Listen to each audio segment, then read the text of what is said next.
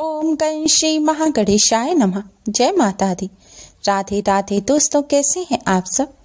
दोस्तों, चैत्र नवरात्रि इस बार 2 अप्रैल को शुरू हो गए हैं और 10 अप्रैल को महानवमी रामनवमी के साथ समाप्त होंगे। 9 अप्रैल को महाअष्टमी का पर्व मनाया जाएगा। इस बार चैत्र नवरात्रि पूरे 9 दिनों के होंगे। नवरात्रि के दिनों में माँ के 9 अलग अलग स्वरूपों का पूजन किया जाता है। नवरात्रि के पहले दिन घट की स्थापना का नवरात्रि व्रत और पूजन प्रारंभ किए जाते हैं और माता रानी को अपने घर आमंत्रित किया जाता है। किसी भी शुभ और मांगलिक कार्य को करने से पहले घट की स्थापना अवश्य ही की जाती है। दोस्तों, देवी भागवत पुराण के अनुसार नवरात्रि के पावन पर्व पर माता रानी धरती पर भ्रमण करती हैं और अपने भक्तों के घर में विराजमान होते हैं। नवरात्रि के 9 दिन माँ दुर्गा को समर्पित होते हैं। इन 9 दिनों में जो भी भक्त माता रानी की पूजा करते हैं, सेवा करते हैं या व्रत रखते हैं, माता रानी की कृपा से उनकी सभी मनोकामनाएं जल्द ही पूर्ण हो जाती हैं। माता रानी अपने भक्तों की सभी कष्टों और संकटों से रक्षा करती हैं। नवरात्रि ऊर्जा की देवी माँ दुर्गा, धन की देवी माँ लक्ष्मी और विद्या की देवी माँ सरस्वती को समर्पित है। नवरात्रि के दूसरे दिन माता रानी के ब्रह्मचारिणी स्वरूप का पूजन किया जाता है। ब्रह्म का अर्थ है तपस्या और चारिणी यानी आचरण करने वाली। इस प्रकार ब्रह्मचारिणी का अर्थ हुआ तप का आचरण करने वाली। माँ ब्रह्मचारिणी के दाहिने हाथ में जबकि माला एवं बाएं हाथ में कमंडल रहता है। माँ दुर्गा जी का यह दूसरा स्वरूप भक्तों और सिद्धों को अनंत फल देने वाला है।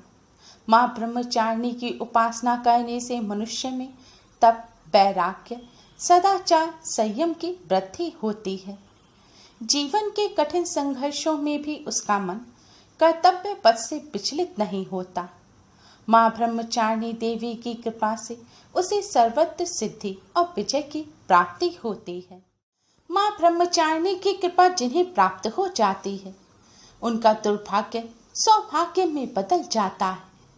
उन्हें धन संबंधी कभी भी कोई दिक्कत नहीं आती और हर क्षेत्र में सफलता मिलती है। आज हम आपको माँ ब्रह्मचारिणी को प्रसन्न करने वाला एक बहुत ही आसान और असरकारक उपाय बताने जा रहे हैं। इस उपाय को करने से माँ ब्रह्मचारिणी प्रसन्न होती हैं और भक्तों को अपना आशीर्वाद देती हैं। माँ ब्रह्मचारिणी के साथ ही धन की देवी माँ लक्ष्मी की भी असीम कृपा प्राप्त होती है और घर से गरीबी और दरिद्रता दूर हो जाती है। माता रानी के जो भक्त नवरात्रि के व्रत भी नहीं रख पा रहे हैं, उन्हें भी माता रानी का पूजन नवरात्रि के दौरान अवश्य ही करना चाहिए। नवरात्रि के दूसरे दिन इस बार बहुत ही अद्भुत संयोग बन रहे हैं।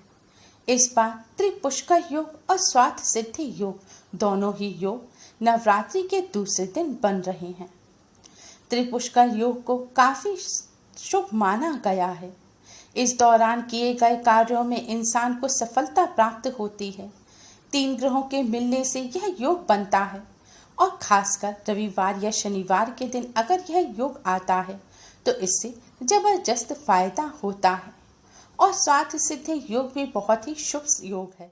स्वार्थ सिद्धि योग के दौरान माता रानी की पूजा करने से माता रानी की कृपा से सभी इच्छाएं और मनोकामनाएं जल्द ही पूर्ण हो जाती हैं। दोस्तों, आप भी नवरात्रि के दूसरे दिन माँ ब्रह्मचारिणी की कृपा प्राप्त करने के लिए माँ ब्रह्मचारिणी के सामने बस यह एक छोटी सी चीज रख दें। दोस्तों, यह छोटी सी चीज माता रानी के सामने रखने से पहले अगर आपने अपने घर में घट की स्थापना की है तो सबसे पहले घट के सामने दीपक जलाकर घट में स्थापित समस्त देवी देवताओं, भगवान श्री गणेश, नवग्रह और नवदुर्गा माँ का पहले पूजन करें। अगर आपने अखंड ज्योत जला रखी है तो आपको अलग से दीपक जलाने की कोई आवश्यकता नहीं है। आप ऐसे ही घट का पूजन करें। पूजन करने के लिए घट पर सबसे पहले कुमकुम से तिलक करें, फिर अक्षत पुष्प अर्पित करें। इसके बाद घट में स्थापित समस्त देवी देवताओं को फल मिष्ठान का भोग लगाएं। घट में स्थापित देवी देवताओं का पूजन करने के पश्चात आप माँ ब्रह्मचारिणी का पूजन करें। माँ ब्रह्मचारिणी की आपके यहाँ कोई भी प्रतिमा हो तो आप उन्हें सबसे पहले स्नान कराएं। माँ ब्रह्मचारिणी की प्रतिमा ना हो तो माता रानी, माँ दुर्गा, माँ लक्ष्मी जी की आपके यहाँ प्रतिमा हो तो सबसे पहले आप उन्हें स्नान कराएं। माता रानी को स्नान कराने के बाद आप उन्हें स्वच्छ वस्त्र पहनाएं और उनका श्रृंगार करें। अगर माता रानी की आपके यहाँ कोई तस्वीर है तो आप उन्हें साफ कपड़े से पोंछें और उसके बाद लाल चुनरी उड़ाकर माता रानी को मंदिर में या फिर चौकी पर स्थापित करें।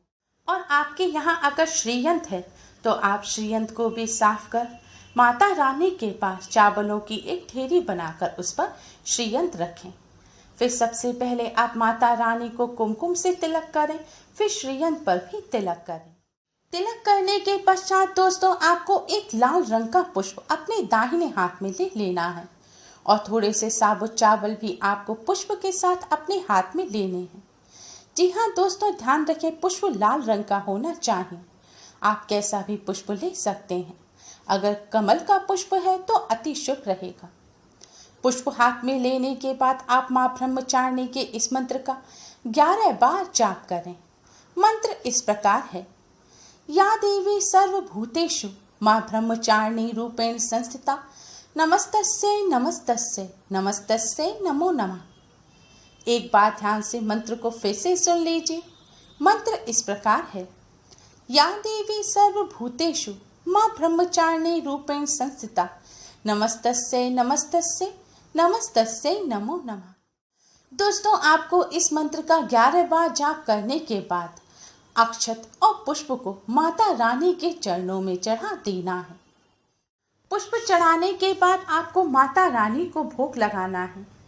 भोग लगाने के लिए आपको एक पात्र में शक्कर लेनी है और एक पात्र में पंचामृत लेना है। पंचामृत बनाने के लिए आप 2 चम्मच दूध लें, 1 चम्मच दही लें, आधा चम्मच शहद लें, आधा चम्मच शक्कर लें और कुछ बूंदे उसमें शुद्ध घी की डाल लें। अब इसमें थोड़ा सा गंगा जल भी डाल दें। इस तरह पंचामृत तैयार हो जाएगा।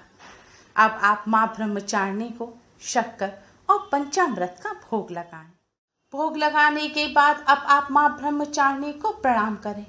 नवदुर्गा माँ को प्रणाम करें। माँ आदि शक्ति दुर्गा, धन की देवी माँ लक्ष्मी और विद्या की देवी माँ सरस्वती को प्रणाम करें। इसके बाद माता रानी के सामने मस्तक झुकाकर आपको अपनी सभी समस्याएं माता रानी के समक्ष कह देनी है। दोस्तों आपको माता रानी के सामने जमीन पर मस्तक झुकाना है और अपनी मनोकामना भी माता रानी के समक्ष बोल देनी है।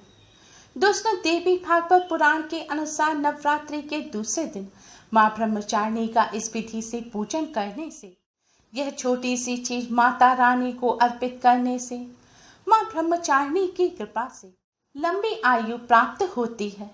दुर्भाग्य सौभाग्य में बदल जाता है। हर क्षेत्र में सफलता मिलती है। मनुष्य को विपत्तियों से लड़ने की ताकत मिलती है।